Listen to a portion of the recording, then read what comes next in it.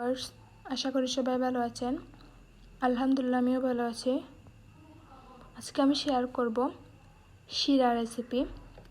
সেটা কীভাবে করতে হয় তা আমি বলছি। বাই পাতা, রুজট পাতা, থানকুনি পাতা ভালোভাবে ধুয়ে নেব। ধুয়ে নেওয়া হয়ে গেলে বেটে নেব। এটিকে ভালোভাবে বেটে নিতে হবে। বাটা পাতার মধ্যে হলুদ গুঁড়ো, মরিচ গুঁড়ো, স্বাদ মতো লবণ, ধনিয়া গুঁড়ো, গরম মশলা গুঁড়ো, জিরা গুঁড়ো, পেঁয়াজ বাটা, রসুন বাটা, আস্ত গরম মশলা, শিং মাছ দেব।